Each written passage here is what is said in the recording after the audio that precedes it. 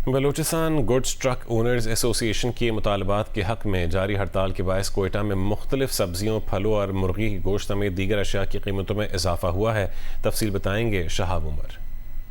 आज एक good transporters की जो हड़ताल का सिलसिला है वो जारी है। आज छठा रोज़ है और कोयटा में जो फल और जो सब्ज़ी मार्केट है यहाँ पे भी बास फल सब्ज़ी जो पंजाब सिंध से यहाँ पे फ़रोख्त के लिए लाए जाते हैं उनकी कीमतों पर भी असर पड़ा है। इस वक्त मैं एक सब्ज़ी फ़रोश के पास मौजूद हूँ। हम इनसे जानते हैं कि इस हड़ताल से कौन सी सब्ज़ियाँ हैं जिनकी कीमतों पर असर पड़ा है। सबसे पहले प्याज के रेट में बहुत असर पड़ा। पहले प्याज था तकरीबन 100 रुपये किलो, अभी 180 तक पहुँचा है।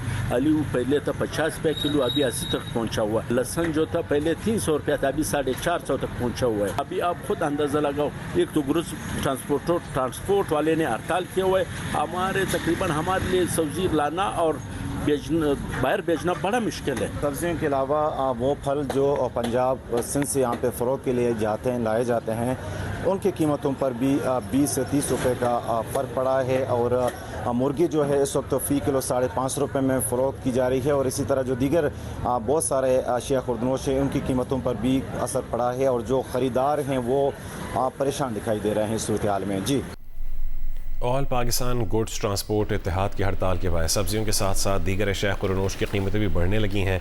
दालों की कीमत में 15 से 20 रुपये फ़ी किलो तक इजाफा हुआ है, जबकि 20 किलो फाइन आटे के थैले की कीमत 3,300 रुपये तक जा पहुंची है। तफसीलात बताएंगे शीबा हैदर।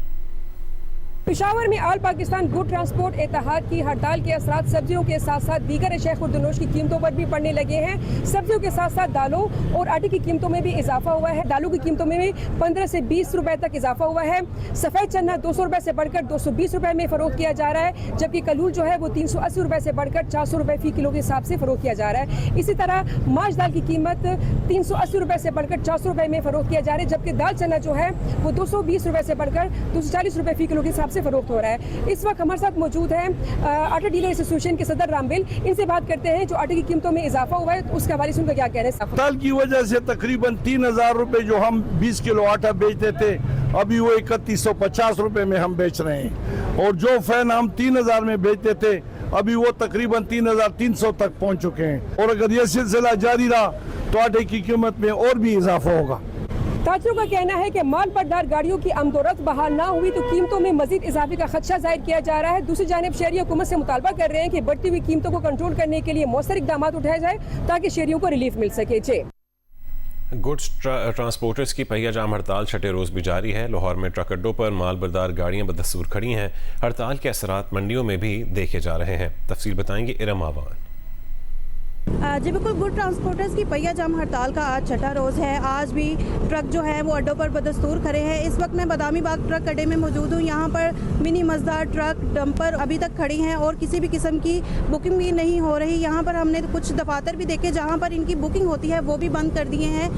इसके अलावा इसका असर ये हो रहा है कि जो मंडियाँ हैं वहाँ पर ट्रक उस तरह से नहीं आ रहे माल लेकर, पीछे से ही ट्रक जो है वो बंद है। लाहौर की तो सूरत हाल ये है कि यहाँ पर गाड़ियाँ नहीं चल रही। हमने मंडी का विजिट किया तो वहाँ से व्यापारियों से भी बात हुई हमारी। उनका ये कहना था कि हमारे पास माल जो है वो बहुत कम तादाद में आ रहा है क्योंकि ट्रक नहीं चल रहे। पहले जहाँ पे 50 से 100 ट्रक आते थे अब जो है 5 से 10 आ रहे हैं, जिसकी वजह से हमें भी मुश्किल हो रही है और आगे जो सामान है वो महंगा मिल रहा है। जो गाड़ियाँ आती हैं वो हमसे डबल किराया वसूल करती हैं। इसके अलावा जो ट्रांसपोर्टर्स हैं उनका ये कहना है कि हमारे मुतालबात अभी तक नहीं सुने जा रहे।